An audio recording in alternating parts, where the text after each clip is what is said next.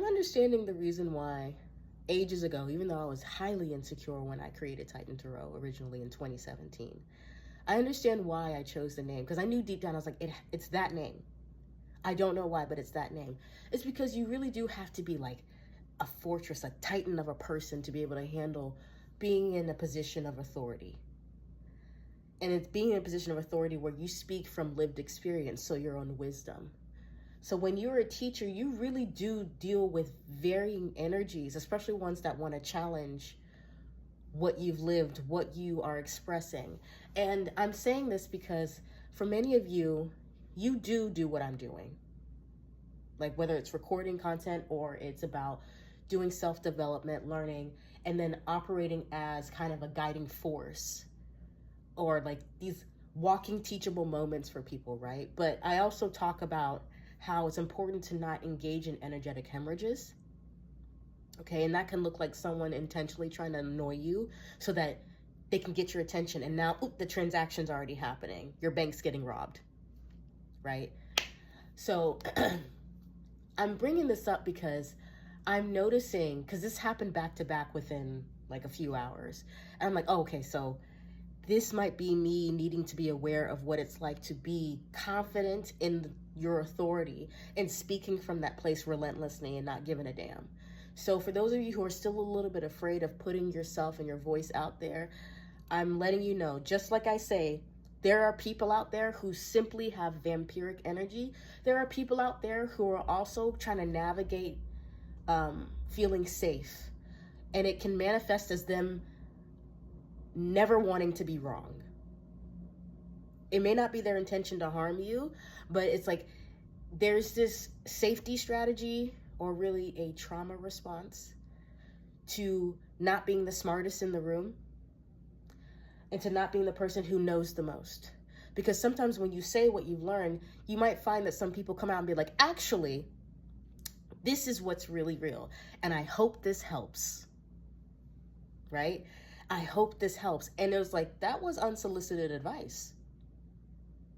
The same thing happened. I was playing that probability game again, and I usually turn the chat feature off. But I turned it on to see what happened, and I was like, the person is a higher level than me, so they're stronger than me by nature in this fighting game, right? And I knew it. Something that they were upset. I don't want to have to carry us through this, and I'm like, probability game, right? And so I just honestly say, I don't care. It's just a game to me, right? Naturally, that upset them. Well, I'm just trying to help you. I'm just trying to give you advice. I didn't ask for it. Well, you don't have to be rude about it.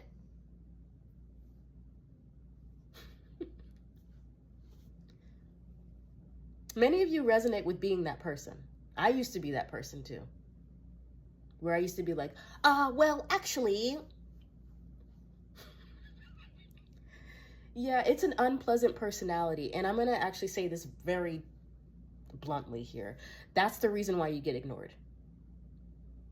You're offering an investment of judgment because that's how people interpret it. And so you're holier than thou. We didn't ask. But the question is, do you actually feel threatened by somebody else doing something that's unfamiliar to you? Somebody else having access to knowledge or wisdom that you haven't experienced yet? And it's like, I don't like feeling wrong, so I'm actually going to correct you. And I hope this helps you understand life better.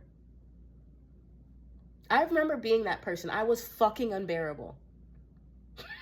I can say it. I was fucking unbearable. So do you know what I do now? Instead of getting upset because why?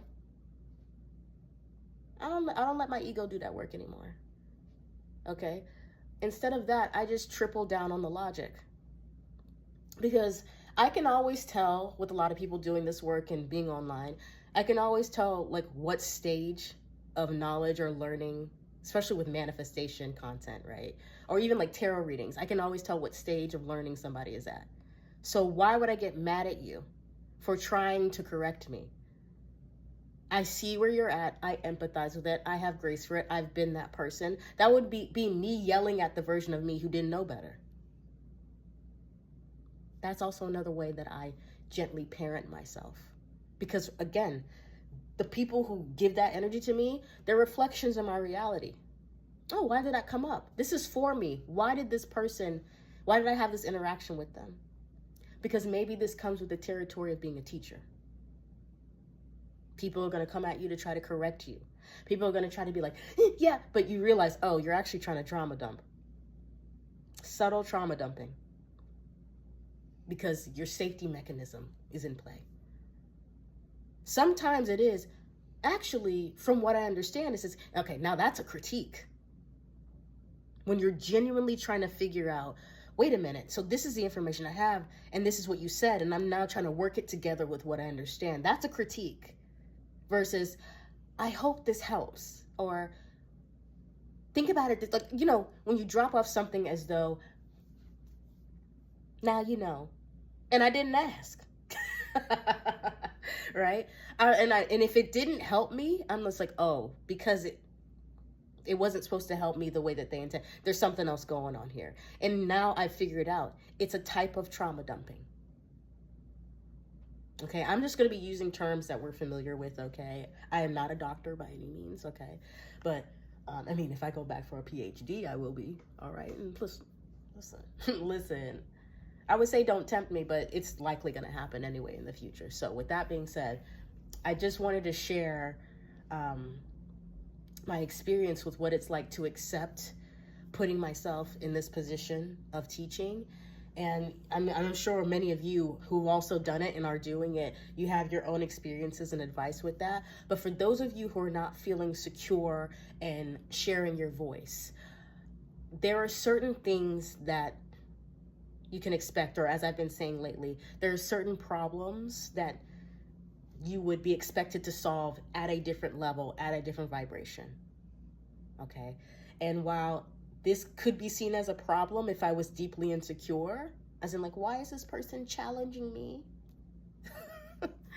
I see it as, why am I focused on this comment, or why this interaction so much? Because it's for me, but I'm gonna let it unfold. It only took a few hours for me to get to this conclusion, and as soon as I got there, I started hitting record, because I'm gonna share that. I'm sharing that. And it's only making me feel more comfortable with my voice.